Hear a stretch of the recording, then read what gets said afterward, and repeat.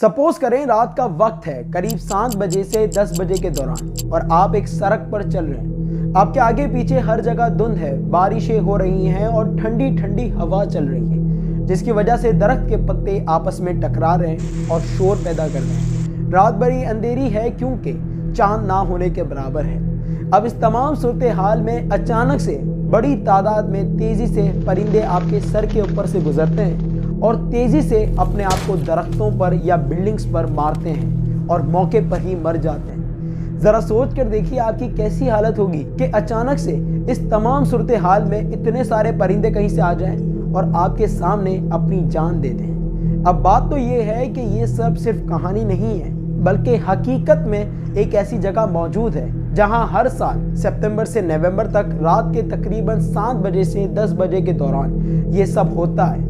और ये जगह कहीं और नहीं बल्कि इंडिया के बहुत ही खूबसूरत स्टेट आसाम, जो कि अपने मुनफरिद कल्चर, जंगलात, खूबसूरत पहाड़ और इथनिक ग्रुप्स की वजह से जाना जाता है। इस खूबसूरत स्टेट के छोटे से गांव जतिंगा में ये सब होता है। तो चलें आज की इस वीडियो में जानते हैं कि आखिर ये क्यों होता है। इसे गांव वालों के पर्सपेक्टिव से भी समझते हैं कि उनका क्या बिलीफ है इन तमाम चीज़ों को लेकर, और ज़ूलॉजिस्ट और साइंटिफिक पर्सपेक्टिव से भी देखते हैं। लेकिन ये सब देखने से पहले मेरा नाम फैज़ान रज़ा मारफानी है और आज की इस वीडियो में मैं आपका होस्ट हूँ। तो देखें, गांव वालों का ये मानना है कि ये सब होता है बुरी और भटकी हुई आत्माओं की वजह से। इनका ये मानना है कि आज से करीब 1000 साल पहले गाँव में 3 औरतें थीं जो कि काले जादू और जादू टोने के अमल करती थी। अब जब गाँव वालों को ये पता चला कि ये बेचारियाँ क्या करनी है, तो उन्होंने इन तीनों औरतों को फांसी पर लटका दिया या फिर जान से मार दिया। और तब से ही इन तीनों जादूगरनियों की जो आत्मा है वो गांव में भटक रही है और वो इन परिंदों के जरिए इनको डराती है। अब ये जो सोच है ना कि ये जो परिंदे हैं उसे ये भटकी हुई या फिर बुरी आत्मा जो है वो इन्हें भेजती हैं गांव वालों को डराने के लिए। इस सोच की वजह से कुछ परिंदों को तो गाँव वाले खुद ही बम्बू पोल्स का इस्तेमाल करके मार देते हैं, और कुछ परिंदे तो जैसा कि मैंने वीडियो की शुरू में कहा था कि वो तो खुद अपने आप को दीवार पे मार देते हैं। बहरहाल ये तो हो गया गांव वालों का पर्सपेक्टिव। अगर हम साइंटिफिक और वो लोग जो जानवरों का इल्म रखते हैं उनकी तरफ आए तो इसमें पहली थ्योरी ये कहती है कि इन परिंदों को गांव वाले जानबूझकर मारते हैं, क्योंकि देखा गया है कि ये परिंदे वहां जाकर टकराते हैं जहां पर लाइट जल रही है।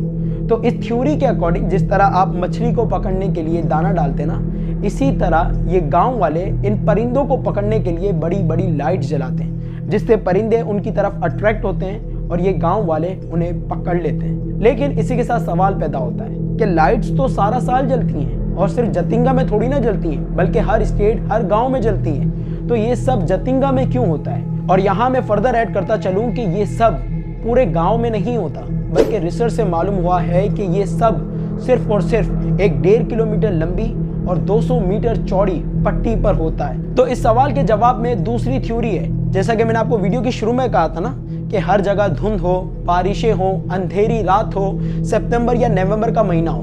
तो देखें ये वो महीने हैं जिसमें आसाम में बहुत ज़्यादा बारिशें होती हैं। तो ये मानना है कि इन बारिशों की वजह से परिंदों के घर खराब हो जाते हैं, जिसकी वजह से वो दूसरे घर की तलाश में बाहर निकलते हैं। लेकिन धुंध और अंधेरी रात की वजह से उन्हें कुछ नजर नहीं आता, जिसकी वजह से वो लाइट्स की तरफ अट्रैक्ट होते हैं और दीवार पर जाकर टकरा जाते हैं। लेकिन इसी के साथ दोबारा एक और सवाल पैदा होता है, और ये हमारी वीडियो का आखिरी सवाल है कि जतिंगा ही क्यों? आगे पीछे और भी गाँव हैं, और अगर ये जतिंगा में आ ही जाते हैं तो ये दीवानों की तरह क्यों उड़ रहे होते हैं? क्योंकि ऑब्जर्वेशन से ये मालूम हुआ है कि ये परिंदे जब फिजा में होते हैं, जब उड़ रहे होते हैं, तो ये आउट ऑफ कंट्रोल होते हैं। ऐसा लग रहा होता है कि कोई फोर्स है जो इन्हें खींच रही है। इसके अलावा अगर इन परिंदों में से कोई गिर के बच भी जाए तो उन्हें जब खाना दिया जाता है तो वो खाना नहीं खाते और अल्टीमेटली वो भी मर जाते हैं। तो इस पहेली को सुलझाने की कोशिश की है डॉक्टर सुदीन सन गुप्ता ने, जो कि परिंदों के मामले में बड़ी एक्सपर्टीज रखते हैं। ऑल्थो इनका जो जवाब है उसमें मैं एक्सपर्टीज नहीं रखता, बट स्टिल मैं आपको कोशिश करूंगा समझाने की। तो इनका ये मानना है कि ये सब होता है अर्थ मैग्नेटिज्म की वजह से। यानी जिस तरह आपने देखा होगा कि एक मैग्नेट दूसरे मैग्नेट को अपनी तरफ खींचता है, इसी तरह अर्थ में भी मैग्नेटिक फोर्स है जो कि अपनी तरफ चीज़ों को खींचती है। और तो वो इतनी ज़्यादा पावरफुल नहीं होती कि हम इंसान उसे महसूस कर सकें, लेकिन ये यहाँ पर मौजूद होती है। तो इनका ये मानना है कि जतिंगा में दूसरी जगहों के मुकाबले में ग्रेविटी थोड़ी ज़्यादा है या थोड़ी अनयूजुअल है, जिसकी वजह से परिंदे जो हैं वो अपना कंट्रोल खो बैठते हैं, उनका खुद का जो अपने सेंसेस हैं वो काम करना छोड़ देते हैं। और अगर बात करें कि ये अचानक से क्यों निकल आते हैं और सितंबर और नवंबर के महीने में क्यों निकलते हैं, तो इनका ये मानना है कि आसाम में बारिशों की वजह से जो अंडर वाटर है, जो ज़मीन के अंदर का पानी है, उसमें चेंजेस आते हैं, जिसकी वजह से अर्थ की जो मैग्नेटिक कैरेक्टरिस्टिक्स हैं उसमें भी कुछ ना कुछ चेंज आ रहा होता है, जो कि वंस अगेन हम इंसान ना तो महसूस कर सकते हैं और ना ही सुन सकते हैं। लेकिन ये परिंदे जो हैं इन्हें सब सुनने में भी आ रहा होता है और इन्हें सब महसूस भी हो रहा होता है, जिसकी वजह से शायद ये परेशान होकर